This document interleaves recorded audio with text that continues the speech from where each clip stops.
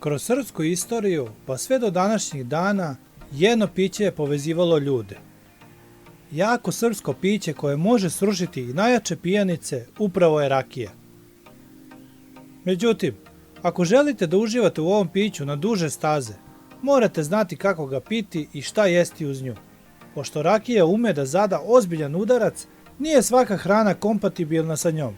Srbi imaju nekoliko trikova da ih zadrže u trci onog ko može da pije najviše rakije, jer na kraju ipak može biti samo jedan. Sada ćemo vam reći 5 srpskih poslastica koje se najbolje gustiraju uz ljutu prepečenicu. Dakle, preporučuju im se sljedeća srpska jela koja se odlično uklapaju sa rakijom. Pod 1. To su ajvar i proje.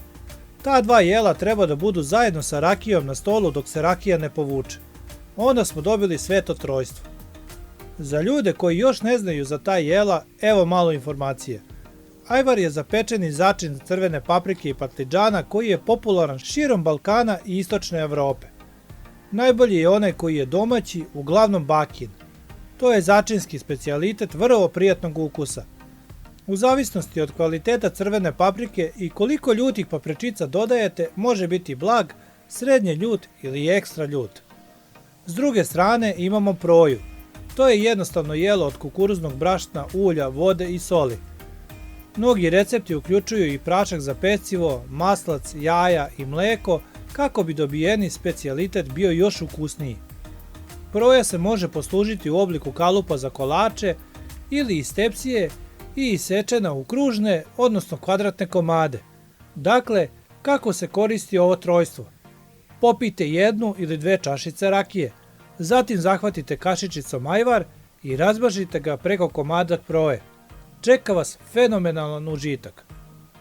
Drugo jelo na ovoj našoj listi su pihtije. Pihtije su tradicionalni zimski specijalitet koji se pravi tako što se koriste niskokvalitetni komadići svinjetine. Oni se kuvaju u vodi sa biberom, lovorovim listom i soli. Meso se odvaja od kosti i tečno se sipa u plitke posude. Dodaje se zatim beli luk i tanjiri se ostavljaju na hladnom mestu.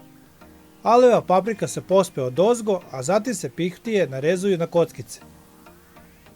Treće jelo je, naravno, kiseli kupus. Kiseli kupus je još jedan komad opreme pripremljen za zimske dane u skoro svakom srpskom domaćinstvu.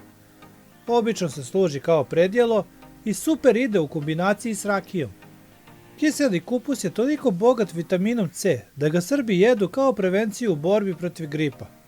Neki piju čak i rasol, koji je inače odličan lek za masivan mamurluk. Pod 4 su kajmak i pršut, još jedan deo koji ide odlično sa rakijom. Ali treba znati da su ta dva jela dobra samo ako su proizvedene na tradicionalan način, u privatnim domaćinstvima. Evo nekoliko korisnih stavki o tim jelima. Kajmak je srpski izvorni sveži mlečni proizvod sa bogatim ukusom obranog mleka. Najbolje je kada je svež, samo dan ili 2 star. Može se čuvati nedeljama u frižideru, ali onda postaje čvrst sa drugačijim ukusom. Postoje 2 vrste kajmaka, vrlo mlad krem sa blagim ukusom i zreliji krem sa oštrijim ukusom i žućkastom bojom.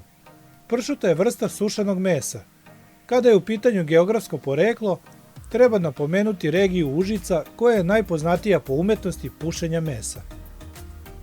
I pod 5 su čvarci.